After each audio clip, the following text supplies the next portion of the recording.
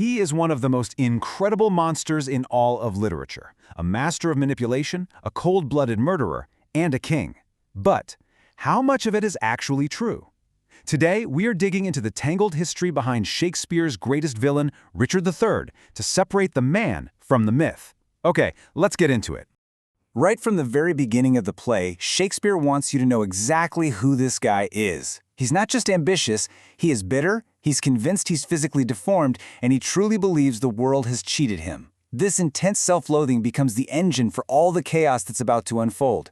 It drives him to prove that if he can't be a lover, well, he's going to be one heck of a villain. So, how did this iconic story even come to be? Here's how we're going to break it down. First, we'll get to know the unforgettable character that Shakespeare put on stage. Then, we'll follow the paper trail to see where he got his information. We are going to unmask the real man behind the legend, and then we'll get into the big question. Was this all just Tudor propaganda, or was it just perfect drama? And finally, we'll ask why this version of the story still has such a tight grip on our imaginations. Here's the thing about Shakespeare's Richard. He isn't just evil, he's magnetic. He is brilliant, he's incredibly witty, and he lets you, the audience, in on all his darkest secrets.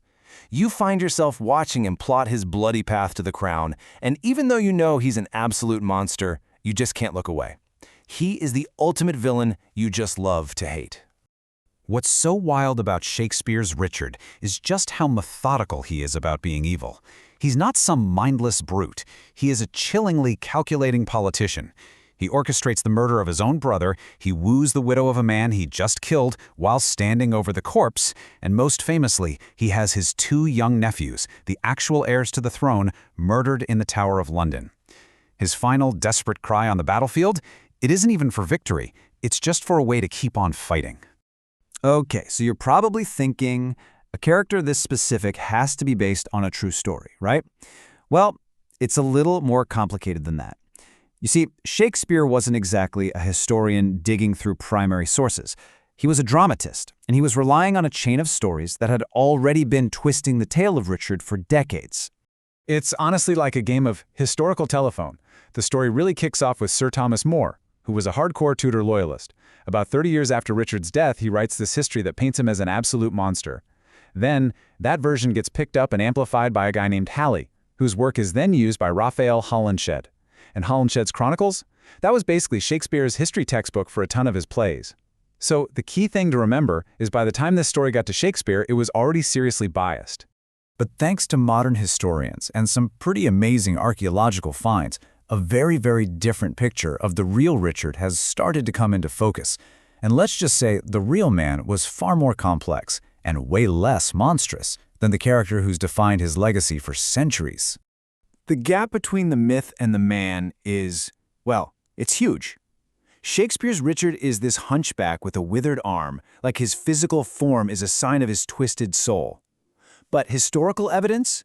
It shows the real Richard had a minor spinal curve, scoliosis, which just meant one shoulder was a bit higher than the other. He was no monster. And while Shakespeare's character is a born tyrant, actual records suggest the real king was seen as competent, even devout. The play says everyone hated him, but the truth is probably that his reputation was systematically destroyed by the dynasty that overthrew him. And this brings us right to the heart of the matter. Why the character assassination? Was Shakespeare basically doing a political solid for the monarchy, or did he just recognize that this twisted version of Richard made for an absolutely killer story? You really have to think about the politics here. When Shakespeare was writing this play, the person on the throne of England was Queen Elizabeth I. And her family's claim to that throne, let's just say it was a little sensitive. So here's the connection. Queen Elizabeth's grandfather was Henry Tudor. He's the guy who defeated and killed Richard III at the Battle of Bosworth to become King Henry VII. So, by painting Richard as this illegitimate, child-murdering tyrant, the play sends a very clear message. The Tudors weren't usurpers who stole the crown. No, they were saviors who rescued England from a monster. It was, honestly, a politically brilliant move. But let's set politics aside for a second and remember something simple. Shakespeare was in the entertainment business, and Richard III, it was an absolute blockbuster. The play was so popular that it had 5 separate printings before anyone even thought about collecting his works into one big volume. In fact, there's this fantastic story from that time that just shows you how huge this role was. The most famous actor of the day, Richard Burbage, was playing the king and getting rave reviews. After one show, a woman in the audience was so completely smitten with his performance that she sent him a message, inviting him over to her place that night. So she tells him to come to the door and announce himself as Richard III.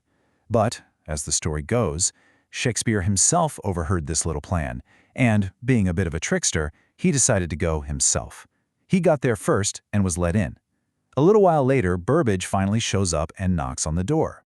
So Burbage announces Richard III is here, and Shakespeare supposedly sends a message back from inside with this amazing witty comeback.